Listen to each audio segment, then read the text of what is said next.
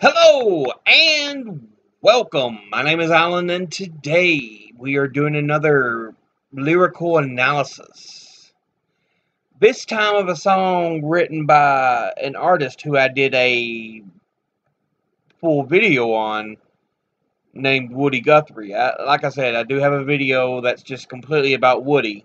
But today we're doing one of his most famous songs. His most famous song. You've more than likely heard it, though you probably don't realize who wrote it. It's called This Land Is Your Land, This Land Is My Land. So, yeah. I do have a couple of links here with some information on it. But let's get into this. It's probably Woody Guthrie's most famous song and one of the most famous folk songs in the U.S. It was written in 1940 and based on an existing melody, which was a Carter family tune called When the World's on Fire. And it was written as a response to Irving Berlin's God Bless America, because Woody Guthrie was tired of hearing Kate Smith sing God Bless America on the radio in the late 1930s. So he, in a sarcastic mood, he started calling his song God Blessed America for me before renaming it This Land Is Your Land. Now, as I said, it was written in 1940. It didn't get recorded until 1944 and published until 1945 at the end of World War II. It's also one of 50 recordings chosen by the Library of Congress to be added to the National Recording Registry. The melody for the song Guthrie wrote it as was very similar to the melody of "Oh My Loving Brother," a Baptist gospel hymn that had been recorded by the Carter family as "When the World's on Fire" and inspired by "Little Darling Pal of Mine." He used the same melody for the chorus and the verses. Guthrie's song, however, had a different melodic structure from the hymn or the similar Carter family melodies, and he only used the first half of those melodies in his song. Now, originally in 1940, as Guthrie had composed it on February the 23rd, 1940, the line, "This land was made for you and me," does not literally appear in that version of the manuscript at the end of each verse, but it is implied by Guthrie's writing of those words at the top of the page and by his subsequent singing of the line with those words. The original title was God Bless America, but it was struck out and replaced by This Land Was Made for You and Me. It appears, therefore, that the original 1940 title was This Land. And the original 1940 lyrics go, "This land is your land, this land is my land. From the California to the New York Islands." Originally it was to the Staten Island. From the Redwood Forest to the Gulf Stream waters. God blessed America for me. So yeah, in that first verse alone, you can see there's some changes. Now we say to the New York Islands, but it was originally to the Staten Island. And then instead of "This land was made for you and me," he's "God bless America for me." Second verse goes, "As I went walking that ribbon of highway, and saw above me that endless skyway, and saw below me the golden valley. I said, God bless America for me. So yeah, you can, and again, it's going to end each verse that way because it was originally God blessed America for me. But the new, he later changed to this land was made for you and me. But just in these first two verses, he talks about the beauty of the land itself. How, from coast to coast and from north to south, how amazing America is as in its natural beauty. So first verse, we're talking about going from west to east, California to the New York Island, and then from the redwood forest to the Gulf Stream waters, which it's more likely the Gulf of Mexico. I'm not sure where he's indicating redwood forests at. And then that second verse, he's talking about walking that ribbon of highway. So he's walking the highway system, and he saw above him that just vast sky, and he saw below him that golden valley. And because we know, as much of the center of the country is, it's a lot of green and so on. So third verse goes, I roamed and rambled and followed my footsteps to the sparkling sands of her diamond deserts, and all around me a voice was sounding, God bless America for me. And again, there's no real change in that verse either, other than the last line. So, and it once again talks about the beauty of just the natural beauty of this nation, of this land. In particular, the deserts it has. Because America has got so many biomes within it that you can't help but feel awed by its beauty. So now we get to a fourth verse, which you don't see very often. It's one that when people play this song, they kind of leave out. But you got to remember, Woody Guthrie wanted to talk about how real America was. While the first three verses talk about the beauty of the land, here's the fourth verse. Was a high wall there that tried to stop me. A sign was painted, said private property. But on the backside, it didn't say nothing. God bless America for me. All right, we start seeing this idea of a capitalistic system, ownership of land. You often don't see that particular verse in when it's played a few times anymore, because they want to try to make America seem flawless. But Guthrie didn't want to say it was flawless. He's like, look, there are issues with this nation. There's beauty to it, but it's not perfect. Next verse goes, when the sun come a-shining, then I was strolling in wheat fields waving and dust clouds rolling.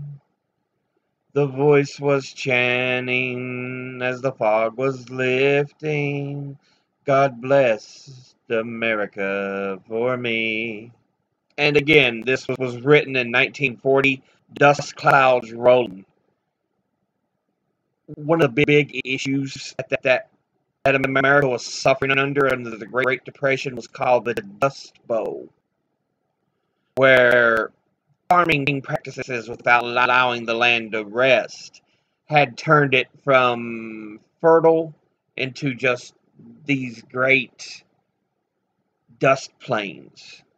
And you'd often have these large roving clouds of dust. It was part of the Great Depression era at the same time. So yeah, again, he's like, look, it's even though it isn't great, it's still part of who we are as a nation. And then the last verse he's got here. One bright sunny morning in the shadow of the steeple, by the relief office I saw my people. As they stood hungry, I stood there wondering if God blessed America for me. So yeah, he's referencing the people needing help because during the Great Depression, you had these food lines, you had the relief offices that tried to help cover everybody during the Depression. You know, many people, the lines to food banks and stuff like that were just down the sidewalk. If you've ever seen images. And according to Joe Klein, after Guthrie composed the song, he completely forgot about it and didn't do anything with the song for another 5 years. Even though the song was officially recorded in 44, so he should have said 4 years. Now, in 1944, the lyrics had changed slightly. It was no longer from California to the Staten Island, it was California to the New York Island. And now, instead of God bless America, for me, it was this land was made for you and me as the ending line. And the two verses that really show how much America was struggling about private property and about the relief offices, they're omitted. And it says, note that the version from 1944 drops the two political verses from the original, which was verse 4 about private property and verse 6 about hunger. So, yeah, they try to go, okay, it's just to be about how beautiful America is. And a March 1944 recording in the possession of the Smithsonian, the earliest known recording of the song has the private property verse included. This version was recorded on the same day as 75 other songs, and this was confirmed by several archivists for Smithsonian who were interviewed as part of the History Channel Save Our History, Save Our Sounds. The 1944 recording with this fourth verse can be found on Woody Guthrie, This Land Is Your Land, the Ash Recordings, Volume 1, where it is track number 14. And woodyguthrie.org has a variant that goes, as I went walking, I saw a sign there, and on the sign it said no trespassing, but on the other side it didn't say nothing. That side was made for you and me. It also has a verse. Nobody living can ever stop me as I go walking that freedom highway. Nobody living can ever make me turn back. This land is made for you and me. In the squares of the city, in the shadow of a steeple, by the relief office, I'd seen my people. As they stood there hungry, I stood asking, is this land made for you and me? And I apologize for singing way off key because my voice goes. That's just why I'm not a musician or a vocalist. Anyway, a 1945 pamphlet, which omitted the last two verses, has caused some question as to whether the original song did in fact contain the full text. The original manuscript contains both of these verses. As with other folk songs, it was sung with different words at various times, although the motives for this particular change of lyrics may involve the possible political interpretations of the verses. Recordings of Guthrie have him singing the verses with different words. The radical verses were not often performed in schools or other functions. Like I said, it's the one I was always familiar with, didn't have these political sides. But I found out about them as I got older and actually looked up the song, so they can be best interpreted as a protest against the vast income inequalities that exist in the United States and against the sufferings of millions during the Great Depression. America, Guthrie insists, was made and could still be made for you and me. This interpretation is consistent with such other Guthrie songs as Pretty Boy Floyd and Guthrie's lifelong struggle for social justice. But the songs were revived in the 1960s when several artists of the new folk movement, including Bob Dylan, the Kingston Trio, Trini Lopez, Jay and the Americans, and the New Christy Minstrels, all recorded versions inspired by its political message. Peter, Paul, and Mary recorded songs in 1962 for their moving album, or recorded the song in 1962 for their moving album. The Seekers recorded the song in their 1965 album, A World of Our Own, and it was performed many times by the Cyclist Choir, accompanied by guitarists and a washtub bassist, during the Wandering Wheel's historic 1966 U.S. coast-to-coast bicycle trip. At the founding convention of the Canadian Social Democratic New Democratic Party, a version of the song was sung by the attending delegates, and then Bruce Springsteen first began performing it live on the River Tour in 1980, and released one such performance of it on Live 75 to 85, in which he called it about one of the most beautiful songs ever written.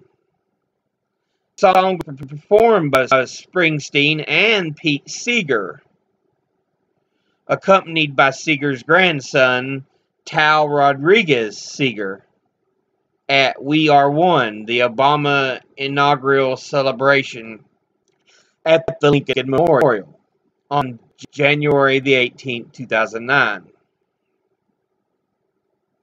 And of course, Seeger is a folk artist who was good friends with Guthrie, so the song was restored to the original lyrics, including the "There's a big high wall there, and nobody living can ever stop me" verses, because this performance, as per Pete Seeger's request, with exceptions of the changes in the end of the private property and relief office versions, the former's final line was changed from "This land was made to you and me" to "That side was made for you and me."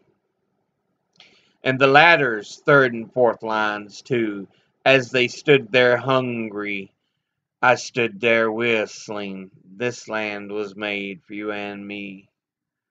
From the actual original lyrics, as they stood there hungry, I stood there asking, is this land made for you and me?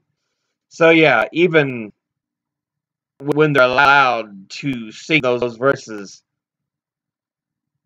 there's restrictions put on them. The song has also been adapted for other nations and languages.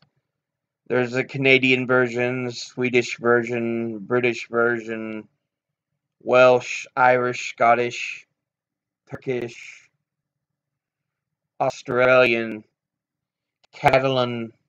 Other notable versions of the song have been recorded by Peter, Paul, and Mary, Bing Crosby, the Seekers, Connie Francis, Tennessee Ernie Ford, Sharon Jones and the Dap Kings, Johnny Logan, and Raffi. On the typescript submitted for copyright of "This Land Is Your Land," Woody Guthrie wrote, "This song is copyrighted in the U.S. under seal of copyright number 1554085 for a period of 28 years. And anybody caught singing it without our permission will be mighty good friends of ourn, 'cause we don't give a dern. Publish it, write it, sing it, swing to it, yodel it. We wrote it. That's all we wanted to do." Woody Guthrie wasn't all about this property rights and capitalism and everything. He believed in trying to make things better for everyone. He would have fit in a lot with the modern day progressives. So there have been a number of different organizations that have tried to claim copyright for the song. Now, Guthrie wrote the song in 1940, and he was influenced by his childhood in rural Oklahoma during the Great Depression years, which led him to a hobo lifestyle, a powerful dislike of greed, and a deep appreciation for the diversity of America's everyday folk. But yeah, it's also talking about, wrote the song as a reaction to Urban Berlin's "God Bless America." Said Guthrie repeatedly heard Berlin's song repeatedly while he traveled cross country, and became increasingly annoyed that it glossed over the lopsided distribution of land and wealth, and that he was observing and had experience of what he was observing and had experienced as a child. So, as we said, Guthrie was very familiar with the Great Depression, and it very much influenced him. That even the ugly sides of America are still America. That's the main portion we wanted to talk about, to kind of let you know that there is more to the song "This Land Is My Land, This Land Is Your Land" than just extolling the virtues of America as the beauty of the nation. it does that, but it also talks about things that are wrong. The greed and property ownership. But that'll be it now.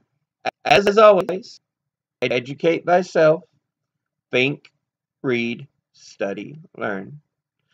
Someone tries to tell you something you have trouble believing, ask them to cite their sources.